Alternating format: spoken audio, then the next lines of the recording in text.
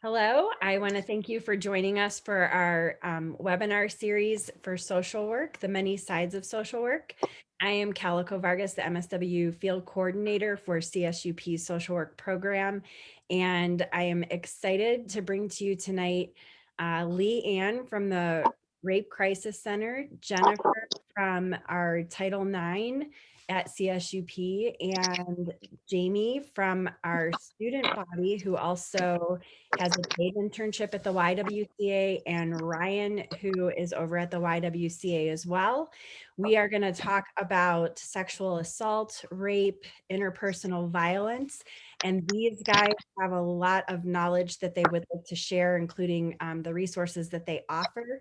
So without further ado, I would like to just maybe open up with Leanne giving some information about the Rape Crisis Center, and then we'll kind of popcorn around if that sounds good. Thank you. Yeah, so like Calico said, I'm Leanne. I'm the outreach coordinator at Pueblo Rape Crisis Services. We are a nonprofit organization that actually started as a grassroots effort in the 1970s, and it morphed into a formal organization in 1982. And we became our own nonprofit in 2001. We serve 12 counties, including Pueblo. So it's southeastern Colorado. And a lot of the reason for that is because Parkview is the only fully functioning SANE program in southern Colorado. So we actually support survivors for hospital response as far out as Alamosa, actually. The San Luis Valley has a SANE program, but it's very limited in its capacity and their hours. So a lot of times we get people from all over southern Colorado coming up to Parkview to get a forensic exam if they've been a survivor of sexual assault. And so part of what we do is go and actually provide hospital response. So we'll be there with the survivor. We get a call from Parkview. We have advocates that are on call 24 hours a day, 7 days a week. And we have a 24-hour hotline that we have as well for survivors. And so we get calls from people at all hours of the night to come and ask for resources or support, or to go and actually meet them there at the hospital and advocate and support them while they're there during a very scary experience being at the hospital. And then we do case management following a hospital response. And we do that as a service that is free to the community because we are a nonprofit. So we don't charge for any of our services. So do hospital response, hotline, resource. We'll do court accompaniment if that is something that the survivor, wishes to pursue to do a case. And if a case goes to court and, pursues, like continues through the legal system, we will accompany the survivor every step of the way. And then we also do outreach, talk to students, talk to other agencies, do education, training, and just try to go and be as supportive as we possibly can. And so there's a number of other services that we do, but I'll kind of leave it short for right now. So. Awesome. Thank you for that, Leanne. I do want to mention that the contact with Leanne happened because we do have someone on our staff in the Department of Social Work who volunteers services there. How does that work? Are people able to come in and volunteer? Would students be able to volunteer? Yep, and that's actually probably our largest pool of advocates, our students, college age students. Although we have a wide range of people of all walks of life and ages. But yeah, we actually have a training next weekend. And so we'd still be taking applications if anyone's interested in being a volunteer advocate. We just ask that you're over the age of 18 before you volunteer, and be able to respond to the hospital within a 30-minute window. So they would need to actually be within Pueblo, 30-minute response time from Parkview Medical Center to be able to go to the hospital, be able to take hotline calls as needed. And then we may have some additional volunteer opportunities outside of that in the future. We just actually opened up our 24-hour text line in addition to our hotline. So you can actually call or text that same number that we have. And I can give that to you guys later, but we have that new text line. So I think once that picks up, we may be able to expand volunteering, a little bit to, have advocates that are designated for the text line too, which is exciting. But yeah, I think we absolutely, we can't function as an agency without our volunteers. That's how I got started. I've been with PRCS since 2017. I started out as a volunteer, started to take paid on call shifts. And then they had an outreach position that opened up, and it just kind of worked out where I could add that onto my plate. And so it's just an agency that I love and adore. But pretty much everyone that's been a part of our agency started out as a volunteer. And we can't do our jobs in the office and do the work that we do if we don't have support of our volunteers to be there to help us for our survivors. All right, fantastic. Thank you. So now I'd kind of like to jump over to Jennifer, and can you share with us about Title IX, what that is and how it Mhm. kind of works specifically at CSUP? Of course. My name is Jennifer Cobb. I am brand new to CSUP. I've only been here since the end of last semester. So I'm still getting my arms around everything, and it's a little difficult to do with all the COVID and Zoom and distancing. Um, Title IX is confusing to a lot of people, and it's scary to a lot of people. So I want to start off by saying, first and foremost, Title IX has nothing to do with the criminal system. Okay. I want to be very clear about that. Title IX is a federal law about sexual assault, sexual discrimination, etc., intimate partner violence when it's in a higher education context. That's what Title IX is. It's specific to higher education. Let me apologize. Please bear with me. I'm getting over a migraine, so if my motor skills are in my speech are a little delayed, I do apologize. The thing about Title IX is we're in kind of a limbo situation. The prior administration came in, and in the past, Title IX has been the Department of Education has provided guidance. Previous administration came in, they completely changed they revoked all the guidance, put in regulations, and changed a host of things that I will not go into because I want you to stay awake. The current administration has just, as of last week, I believe, come out and said that they're revising the regulations. So it's not going to be a fast process, but there's a lot of change going on with Title IX, and there's a lot of confusion. The things I want you to take away from this, if nothing else, is first of all, if you are a student and you report any type of sexual assault, sexual discrimination, what happens is if you report it to somebody who's an employee at CSU Pueblo, they very well may be a mandatory reporter. Hopefully they will stop you before you say anything, because you need to have, if you're a victim, you need to have as much control over what happens to you as possible. But let's say you're an athlete and you report it to your athletic trainer. Your athletic trainer has to report that to me under the law. Now that's probably pretty scary, because this is information that you may or may not have wanted me to know. And it's really scary to get somebody, who calls you up or sends you an email. I'll try to send emails because it gives people the opportunity to not have to respond in the moment. It gives more control to the survivor.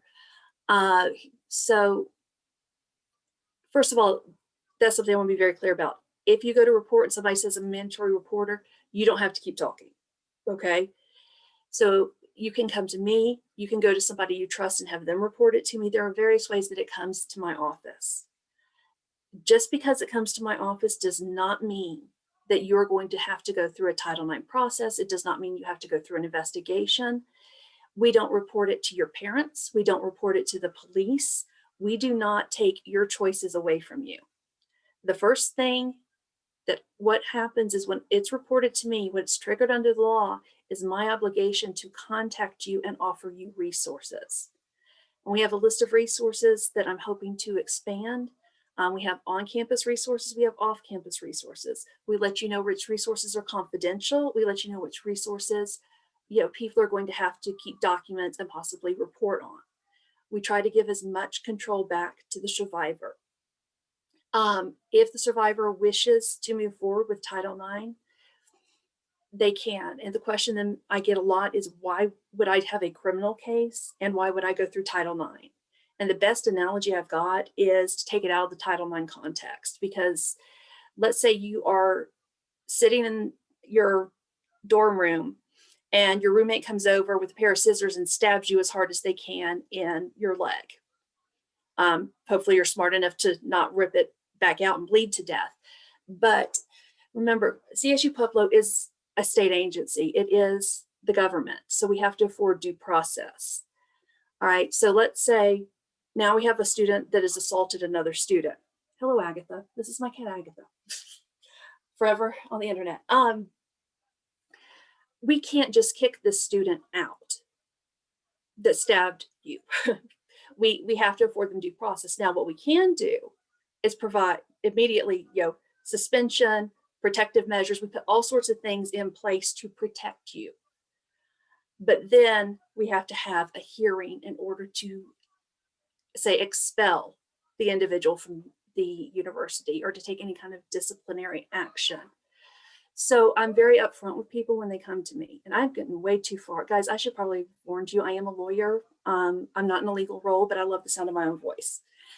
So that's what the Title IX process actually is. It's not the criminal part. It has nothing to do with that. It's about, first thing is making sure you have resources if you have been assaulted. The second thing I want to do is make sure that you are safe. Do we need to put do you need an escort to and from campuses? Do we need to adjust your schedule? Do we need to suspend this other person until we can have a hearing? So there are a lot of things that go on. And then at that point, the decision can be made. Do you want to pursue this? And that's Title IX in what I would like to say is a nutshell, but let's just be honest, I babbled incessantly. So, okay. Yeah, very good information. Thank you for that, Jennifer.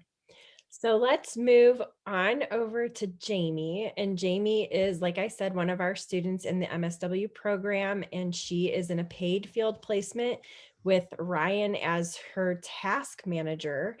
And so let's hear from you a little bit about being a social work student and working at the YWCA. Hi, so I'm Jamie, as Calico said. I am the case management supervisor at the YWCA, as well as I have my internship, that means that's clearly paid while I'm there. I lucked out on that front. I initially, when I started though, I was a case manager. And so about 6 months into my job, I got my promotion. So, super exciting. It is a new position actually, because we now have a whole case management team at the YWCA that's able to offer services to both shelter and non-shelter clients. And so that's really exciting, because the YWCA is building their staff and really building a well-rounded organization. And that's just going to be amazing for our community and allow us to reach out to more survivors and victims. Currently, like I said, case management does do safe shelter and non-residential clients. Typically, we have far more non-residential clients than we do residential clients. Most of the time that looks like aiding people in applying for government assistance. Lately, that has been a lot of getting people stimulus checks and tax returns to them. It's also been providing COVID vaccination opportunities for clients and making sure that we're maintaining a healthy community. We also help apply for housing and make tons of referrals to places like the Rape Crisis Center and human trafficking organizations, as well as recently started working with CSUP a little bit more to start getting clients who want to go back to college enrolled. So we kind of offer services in every realm, which is super exciting. and overwhelming at the same time. um, but it's really amazing to watch a client walk into your office that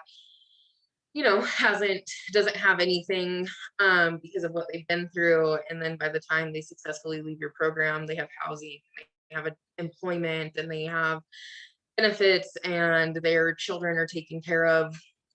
And a lot of the time, domestic violence victims intersect with sexual assault and human trafficking. It's just the nature of that community. And so we end up making a lot of those referrals and reaching out to places like Rape Crisis Center to get ideas on how to help these clients through what they're going through, because we're all still learning all the time and we don't have the answers to everything.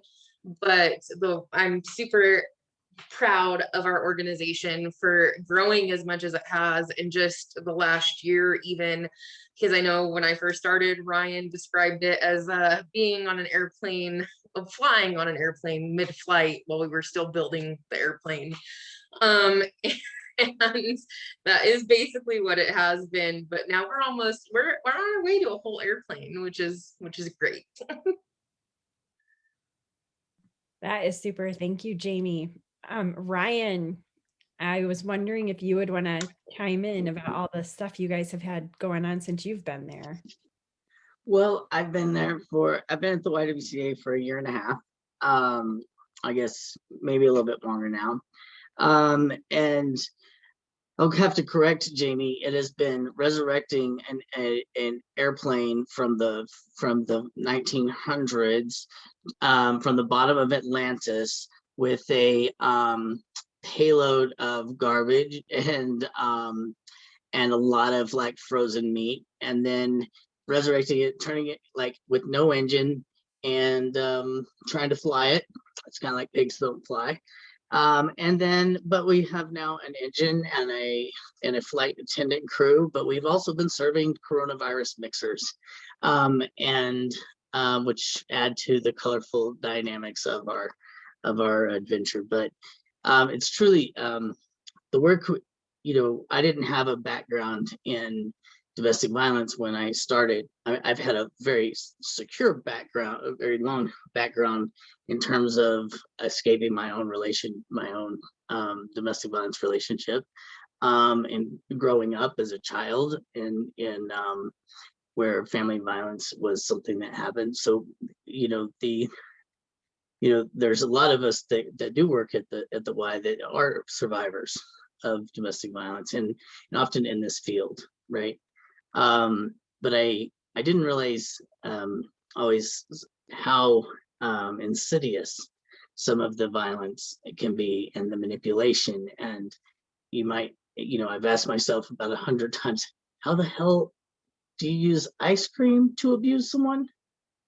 And because you think of ice cream, so there's so many things about what we do that looks innocuous, looks like it's this or that, but it truly is used in a way that is very corrosive to an individual's mind and to their bodies. And so I'm also a professor at CSU Pueblo, where I teach marriage, family, and relationships, and I taught human development and things like that. And it's been not. I guess I wish I could say I was shocked, but so many students have told me in the last 3 years that they didn't know how to recognize what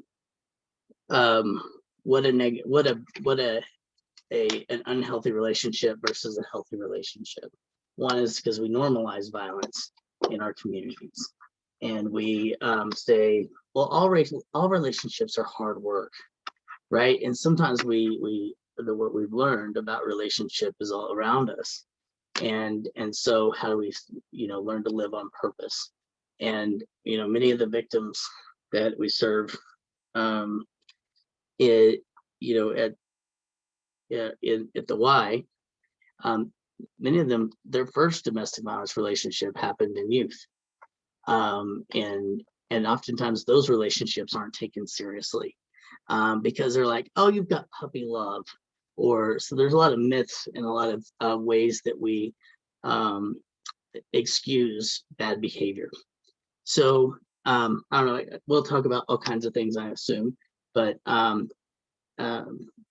really love the fact that we get to talk about this. And I've actually had students from my class or in my research lab that they've had a stalker, and we've had to report that to the campus police, and we would have scheduled groups that would walk her to her car, and she would park different. So safety planning is an incredible part of what we do at the Y. I'm very good at safety planning every parking lot in Pueblo, because for some reason parking lots are just, you seem like a parking lot. It's like it's got black line, it's got pavement with some white stripes on it. It's like it should be a pretty uneventful experience. You park your car, but turns out parking lots are quite adventurous places. So I'm happy to talk about all kinds of things because I like to geek out on that stuff. Sorry, Calico. No, please don't apologize. You guys are the experts in this field. I am learning as I listen, and I appreciate that because I'm sure other people who are watching will do the same. I was wondering something when you were talking, Ryan, and now I'm trying to, could you guys all speak a little bit to healthy relationships, just to touch over, and maybe some signs and cues people could look for if it's not a healthy relationship?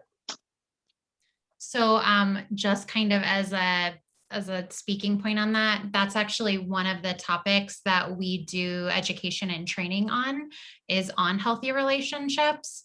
And that's something that we do for teens, for young adults, kind of all ages. And we speak, pretty heavily on specifically healthy relationships. I think kind of the biggest markers are going to be, open communication, honesty, trust, feeling safe.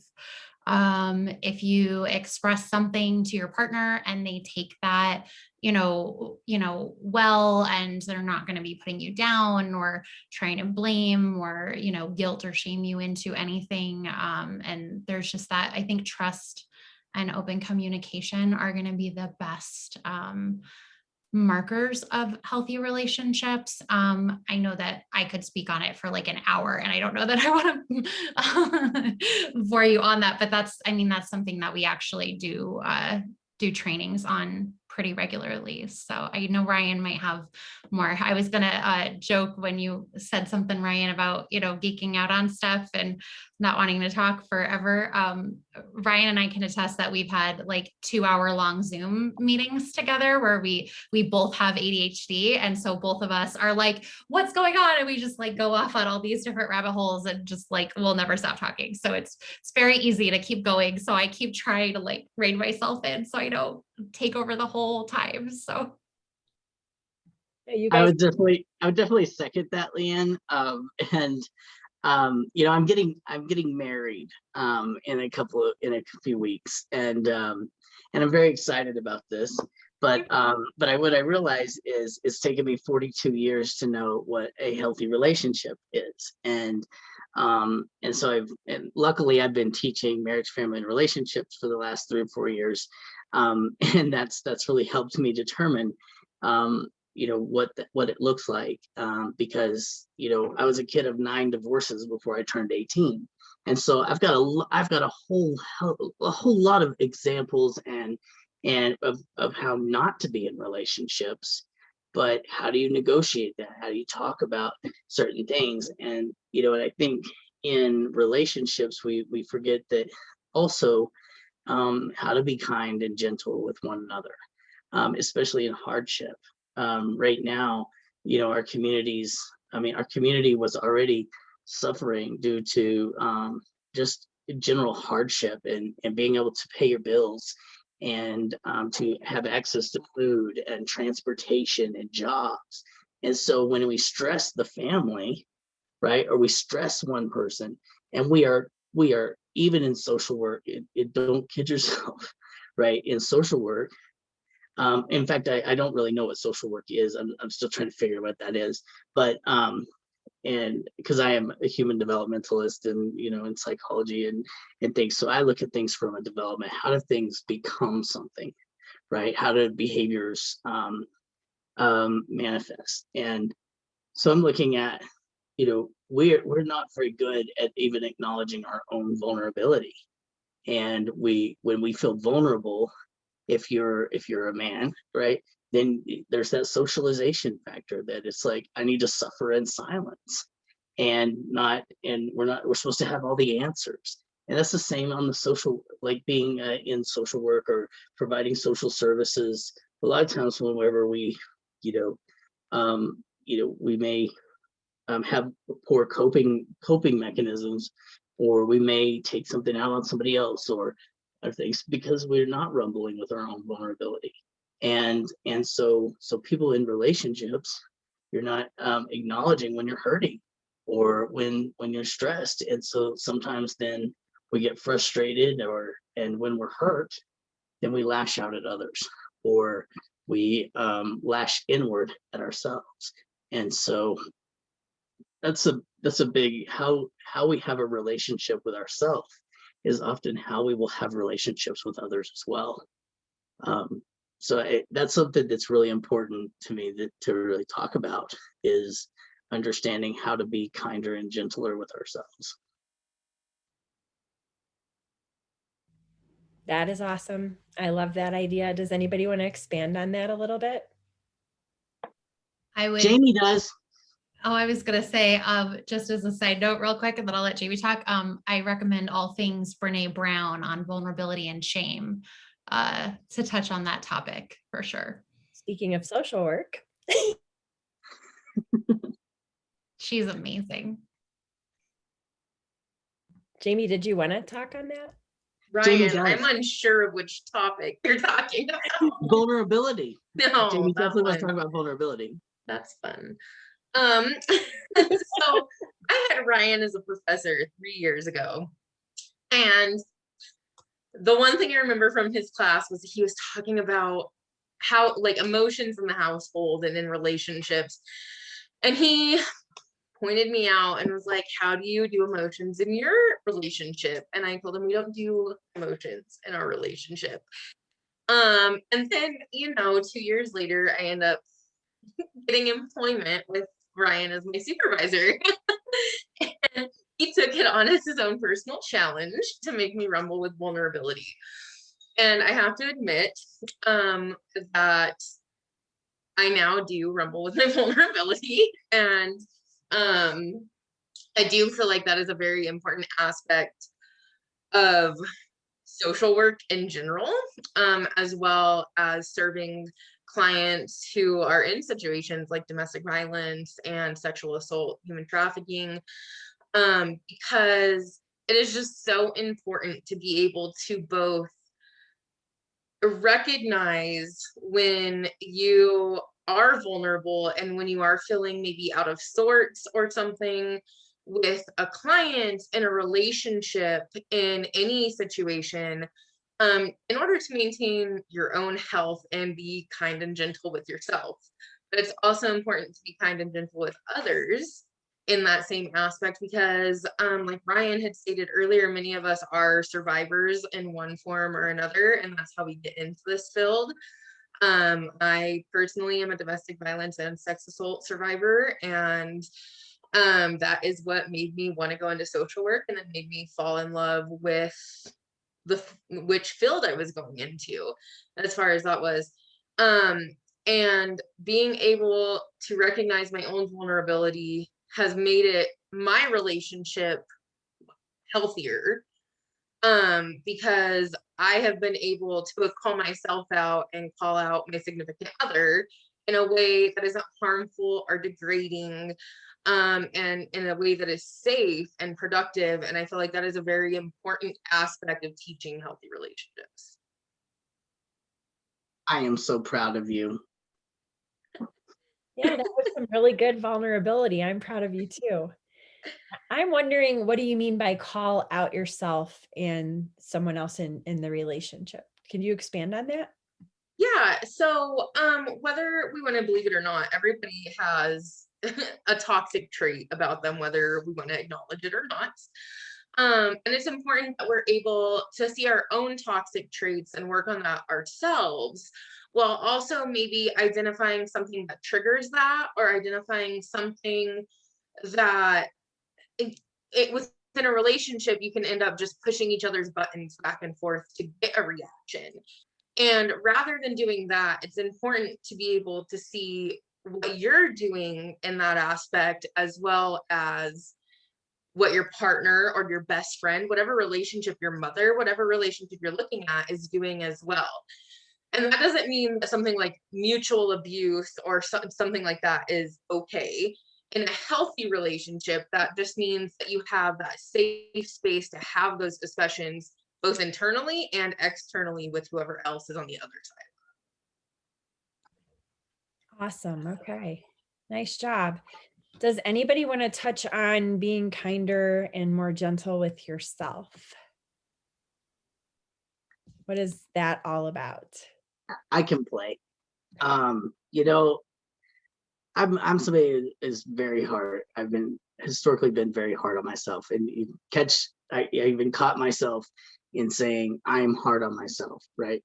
And it's what is the language in which we talk to ourselves, right? And in nonviolent communication, we look at Marshall Rosenberg. He talks about the inner jackal and the outer jackal and the inner giraffe and outer giraffe, right? So we think about what perspective are we looking at ourselves from, right? And so, whenever as a supervisor, I might, there's been an instance where one of my staff members, he was great, he'd been there with me a long time, and he just stopped writing case notes, right? And I'm like, hey, dude, what's wrong with you, right?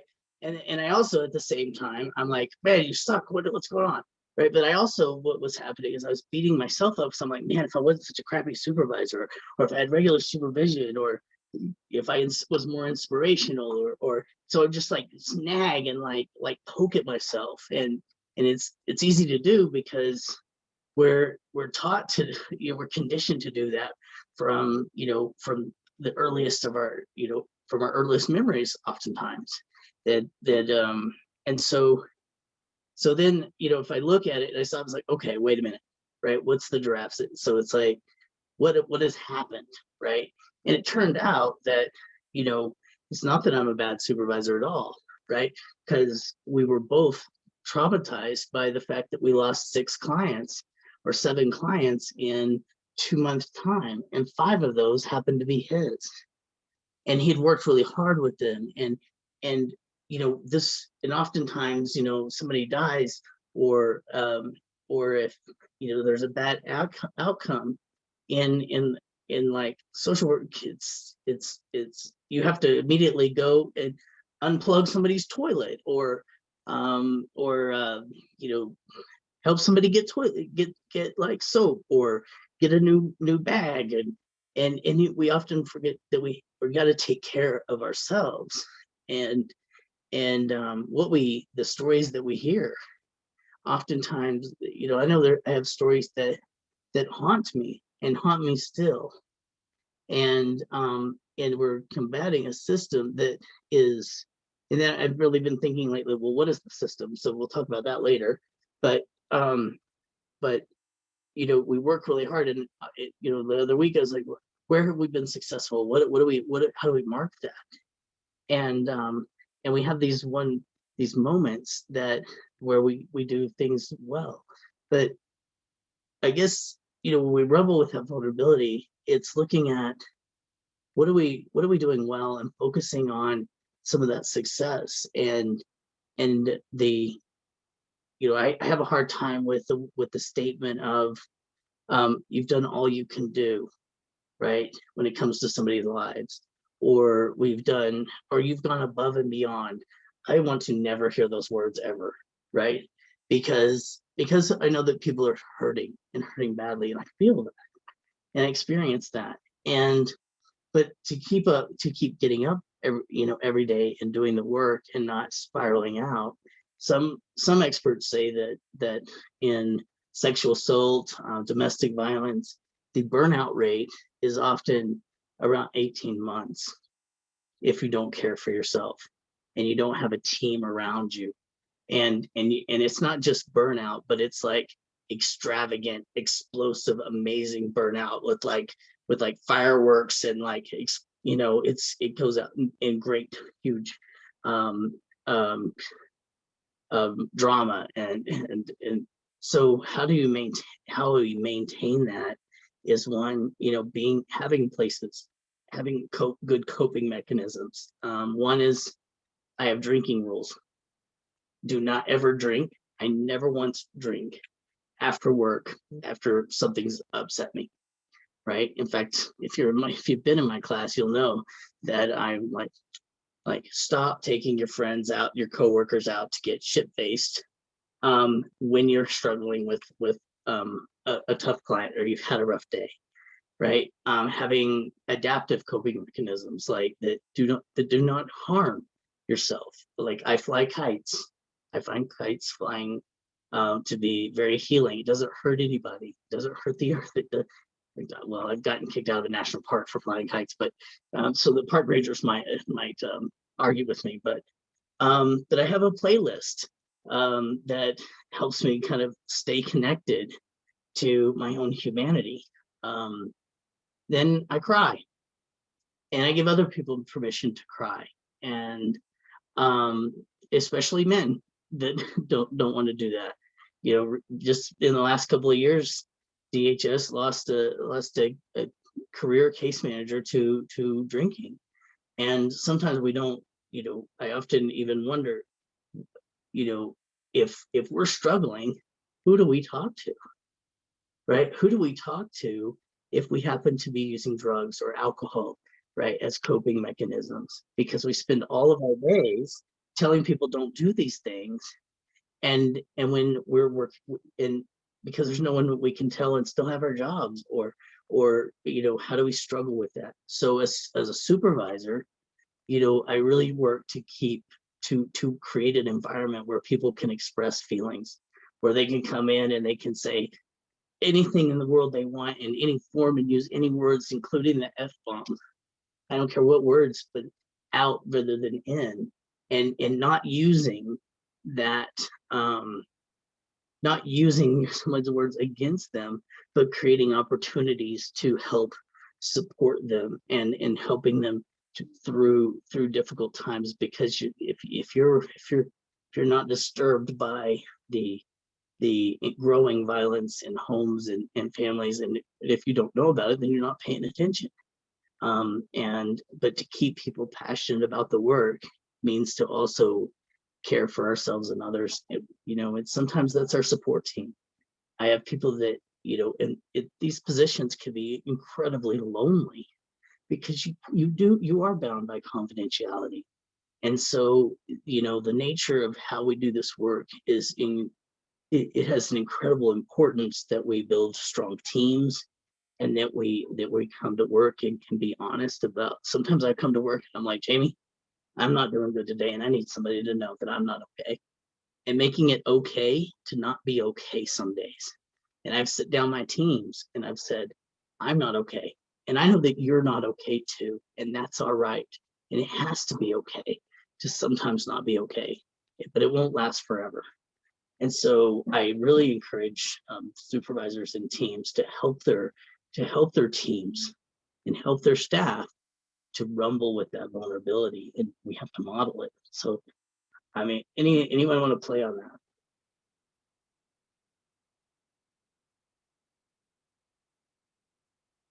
Great, I broke it. I broke the panel. I thought everything that you said was beautiful, Ryan. I know that I had kind of had some thoughts as you were talking. For me was, I think you were talking about like the stories that we hear and the messages that we hear. And that's the biggest thing, I think, is that the messages that we get told as kids and as we grow up and through our childhood, there's a lot of research on attachment theory and, how our caregivers were able to attune to our needs and how we, therefore are able to attune to our own and other people's needs in relationship with other people as adults. And so when we hear those messages over and over again that you're not good enough and how could you not do this right or this or that or the other thing, like you're going to tell yourself that over and over again as you get older. And so then we become our own worst critics and aren't able to be kind to ourselves. And then we, struggle with emotional regulation and trying to cope with those difficult feelings. And so it's easy to go and, drink or, do things to basically sabotage ourselves because we're so afraid to sit with our own emotions and our feelings and be able to sit with those things that, we have to go through, within ourselves and then also in this field of work too. And so I know for me, like I stopped drinking completely in 2019 because I had so many family addiction history and lost my cousin Ryan to an accidental overdose and lost my uncle to alcoholism last year. And so I just kind of was like, I can't continue to do this and keep repeating those cycles of trauma. And so as I've done the work for myself and learned to sit with my feelings and my emotions, I think I've felt and, gone through a lot of therapy too. I've been able to learn, how my patterns of behavior in my brain just repeat over and over again. And I just hear these stories. And I think the nice thing about working, in my other position within patient psych is, you teach people how to, change those messages that they're telling themselves and use cognitive behavioral therapy and other techniques to be able to rewire the messages that we're telling ourselves and turn those negatives into positives. But kind of like what Ryan was saying, when you bring alcohol and, other like kind of self-sabotaging behaviors to numb yourself from feeling those things and being able to effectively process through that, it makes it very difficult to make effective change. But I think the more work that I've done on myself and sat with my own feelings of vulnerability and shame and, self-doubt, the more I've been able to rewire that and then have that radical self-acceptance of myself. And then it's easier for me, I think, as a result, when I'm emotionally kind of more at a good baseline and feel pretty okay for the most part, when I'm doing this work, and I feel myself starting to get burned out, I've done the work to be able to know what emotional regulation should feel like. And so if there's something off, I'm able to kind of stop and reset. And that's when I say, okay, you need to do your self-care plan. And I listen to heavy metal music and just like listen really angry and, like whatever loud, intense stuff I can. And there's actually research that shows that that is more effective in alleviating depression and mental illness.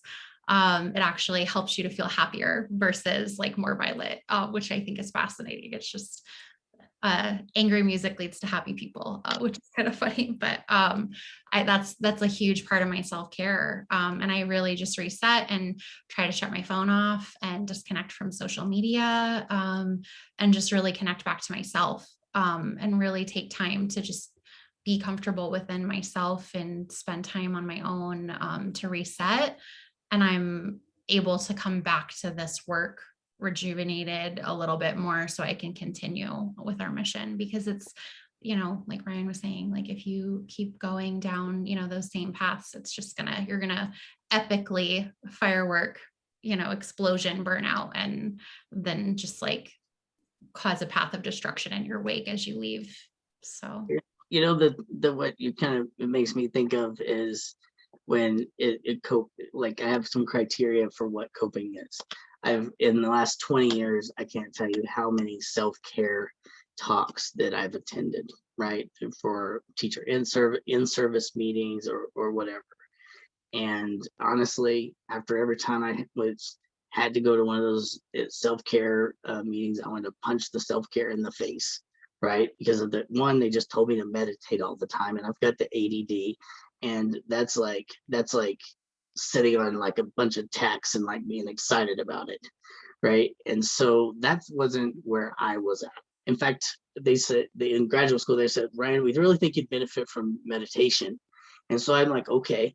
I'll go and I'll listen to the meditation guru. And I went there and they were so disconnected from me that they didn't realize that they were shutting me down, right? By telling me all the amazing benefits of meditation. And I was like doing the whole like head nod, like I was like nodding out because they were telling me all the benefits of it. And I'm like, and so as soon as I left, I'm like, well, screw this, I'm going to have a beer. Right. And that stressed me out so bad. But so then for years I couldn't even talk about meditation. But so I've kind of come up with it, like, as you know, I've been studying social emotional development and emotion regulation for a long time. One, primarily because I needed to know it more than anything.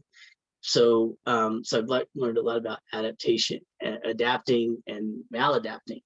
And so so when I think about how do we cope with what we hear, what we're doing, right?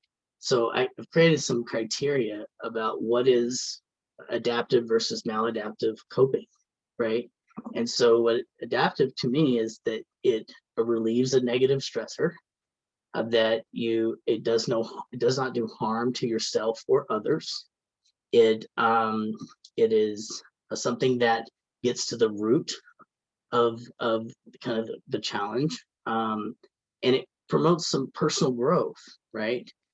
So there's several different criteria that, and it's not just emotion focused, or it's not necessarily short-lived, and it doesn't compound the stressors. So if you go and you just get hammered, you're going to feel really great in that moment, right? But the hangover, and so I know some of you are very young, and when I was young, weren't a big deal. I didn't have them for a long time. And then I got older, and now those, if I tie one on, it's going to take me five days to get over it because I'm older. And that's what, and then I'm wrecked at work, you know, and it compounds those stressors. So one of the things, you know, I come up with is these, and make yourself 5 things you can do when, and to relieve that stress that you can do when you're broke, because it seems like I'm always broke, right? And but ironing is something I love to iron, right? I like to iron. It's something that you has immediate gratification. You get, you know, you're clean, you don't look like a hot mess, you know, the next day, right? Or I have a very, very deep relationship with a vacuum cleaner, of all things, right? Because I know it seems really strange, Jennifer, I see your face, but you know, your floor is clean, right? Like grading right now, I will do anything because grading is such a, you know, stresses me out. So vacuuming, I never do the dishes. I hate to do the dishes. But other than that, but some people find that, and actually, these are all things that are forms of meditation also, right? So you can meditate while you're doing that. And then I always find, it's not always the same person, but I always find one person that if I'm not okay, I make sure that I'm not suffering in silence. And I find somebody that knows me, that I can be really honest about what's going on with me, right? And what's happening. So it doesn't have to always be the same person. It's not your best friend. It's not your, like, we have all different types of people. And so it's really important to have some way that, you know, you have an outlet, because otherwise these things will destroy you. And if you know, and the world needs us to, we need not just more services, but we need compassionate and kind services, because inside the walls of social services can be a fucking nightmare, and we are sometimes cruel to one another. And so it's just as important that people who are victims of crimes, that if they don't fit, if we don't feel safe inside of our own walls, the victims of crimes, they're so conditioned to stress and to fear and things, that they will sniff it out, and they will not feel safe regardless of how safe we think we are. So it how we treat one another inside the walls of our institutions and in our partnerships is so important, because the victims we're serving will know that we're not as safe as we think we are, or as safe as we want to be. Great points, Ryan. I feel like that brings me around to social work and our code of ethics and the importance of the colleagues and how we treat each other and the interdisciplinary teams that we're on and the other diverse people that we work with. And what I am really thankful for in social work is the fact that it's not just a option, it's mandatory. We have supervision. And that means we get together with somebody else and we have that safe place, and we can, kind of let our guard down and be very vulnerable and say, this is how I felt during this episode, or this is what I thought, and get feedback on that. And it's super helpful. I'm wondering, Jennifer, I know you're a lawyer, Ryan, psychology, Jamie, social work. Leanne, what is your background? I have my undergrad in psych. I have about a year that I completed of my clinical mental health counseling master's. And then I actually just completed a coaching certification, and I'm a certified resilience coach. Awesome. Okay. And I'm wondering, because it sounds like the three people that I have on one side of my screen have definitely learned in their education about self-care and resiliency and how to kind of take care of yourself in the midst of hard problems that you're listening to and hearing about and kind of witnessing through the eyes of someone else. Jennifer, what do you do to take care of yourself in a Title IX position as a lawyer? The legal profession does not train you to take care of yourself. They train you to work 80 hours, bill 80 hours a week. That means you're working a lot more than 80 hours. It's not something that's inherent to the position or something we even get trained on. Like Leanne and Ryan, though, I do have ADHD, which is interesting because I still can't believe that anybody would find vacuuming to be meditation. But this is kind of it's kind of embarrassing. I like to read. I like to read. I like to read. I have animals. I have a son that needs a lot of attention. So there are things that I do that get me out of Title IX and stalking and domestic violence and all of that. It's just not quite as formal or as intentional, I believe, as everybody else. Nice. I think that's the interesting part of self-care, and probably why there's the self involved. It's going to be different for everybody, although I also have ADHD. So what is that, like a thing you have to do this? And I love to clean my floors if I'm super stressed. So I can totally relate to that. It does feel good to have some aspect of your life that you can control. And for me, sometimes it's making things look clean.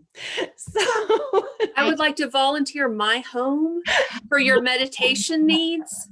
Just saying. I know for me, like I love to pick up and have everything organized and in its place for me to be able to focus, because otherwise I will get completely distracted by all of the clutter. But I bought a robot vacuum specifically so I never had to ever vacuum again. And I think I've taken my iron out like twice in the last probably 2 years. So I'm concerned about that robot taking over your self-care opportunities. oh, my robot vacuum is the most amazing investment I've ever taken. I also What's its draw name? a lot. It's Dbot, because actually the brand is Dbot from Amazon, and I just got like the $250 vacuum, and it's amazing. But I love Dbot. My cats not so much. They're a little. That was an impressive picture. My stick people look like they're meth addicts, so I can't draw a straight line. Me either, It's right? really cool. There aren't any straight lines here. Well, when I taught a lot of children's art. Actually, art saved my life 20 years, more than 20 years ago. I was doing a lot of drugs. I was waking up to a 6-pack of beer every day. As a 19 years old, I started, trying to, because I had no idea what how to handle those things. I was angry, right? And so I started drawing, and I started seeing like what I was going through in my drawings. And the first class I ever taught was to a cartooning class to little kids, and I couldn't keep them off the table, out of the curtains, from singing. There was a 13-year-old or like a 10-year-old that was singing seductively, crawling on the table singing "Happy Birthday, Mr. President." I'm like, oh my God. And the boobs that they would draw were giant. And I'm like, just keep them to a B, no triple Z's. I was just panicked all the time. And I don't know that my classroom management skills have gotten any better or my supervision, but helping people express themselves and helping that to come out. And what's really interesting is my artwork has changed exponentially in the last 10 months. I used to only draw it like in black and white, and I was still really constricted and not open. And as I've become more healthy, right, my artwork has become colorful and fun and engaged, very different. So to allow me to write some children's books on some of these things, right? And I was almost shot in my backyard about a couple of years ago. It was like, so if the police had been just about 10 degrees the other direction, they would have shot me in my backyard, largely because I had like my parasympathetic and sympathetic nervous system weren't working the way they needed to, because I hadn't dealt with all the trauma. So after almost 20 years of serving vulnerable populations, I became a danger also to I had stopped doing direct service to come back and teach at CSU Pueblo. And because I'd come from downtown Seattle, where I housed formerly homeless adults with severe and persistent mental illness, active drug and alcohol addiction, and serious medical conditions like HIV and AIDS.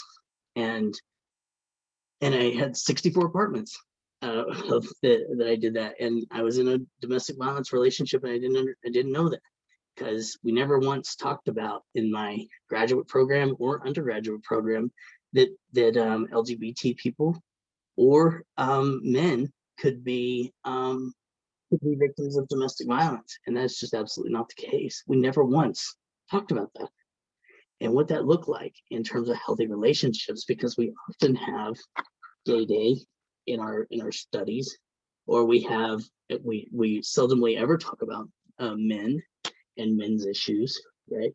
And so because when we don't talk about them, then we don't acknowledge that they're happening. But the point is that there was all these indicators in the environment saying there is something dangerous happening out there. And I'm like, well, somebody's probably having a bad day. I'm taking my garbage out. And I'm not kidding. The man was shot in my alley 5 feet from me on the other side of a plywood fence. And I didn't recognize until after the 30th shot was fired that I was in danger, right? And so when we don't take care of ourselves, it puts us in so much more danger, and not only us particularly in danger, but the people that we're serving, as well as the teams that we lead. And so I spent the next couple of years focused on how to heal my parasympathetic and sympathetic nervous system before I could lead a team, because I would have led them into danger, right? So and now I can be scared out of a mountain by a cow, and so I'm very confident that it's been healed, but it took time to be out of the trauma zone, and to really pay attention to what's going on and how I can recognize danger. Well, that is a very heavy thing to kind of leave on. Oh, sorry. We are limited to 1 hour, so I just want to do a really quick. Did you guys ever do this before? You have one thumb up and one finger down. So 2 hands. Nice. Okay, now switch it and the thumb on the other hand and the finger on the other. It's just a little brain relaxer, change your mindset. So- That was a challenging one for me. Well, I thank you so much for being here. I will post this on our YouTube channel and please feel free to share it out. I would love actually to get together another time. I feel like there's so much more to talk about. So hopefully we'll be in touch that we can set something like that up. I appreciate each one of you and what you're doing. And just thank you so much. Thanks, Calico. Thank you so much. It was lovely. Thanks. You guys Thank you. take care. Leanne, we need to get together.